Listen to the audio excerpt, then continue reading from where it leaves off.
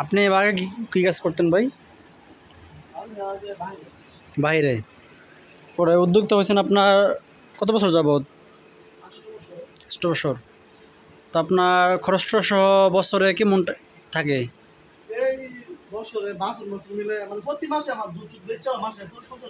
থাকে লাভ? মাশাআল্লাহ, তো ভালো। তো প্রবাস থেকে এটাই তো ভালো, উদ্যোক্তা হিসাবে বাড়ি থাকতে পারতেছেন, কাজ করতে পারতেছেন। হ্যাঁ, ম্যানেজমেন্টটা করতে পারলে ভালো আসে। ওই সার কি নিজেরা রাখবেন?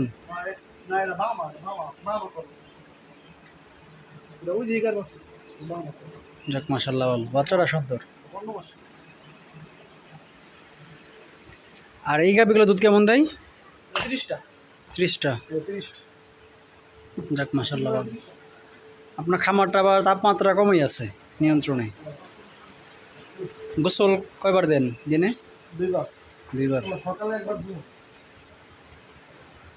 মানে খামারে সমস্ত কিছু আপনি নিজেই করেন না অন্য কেউ করে?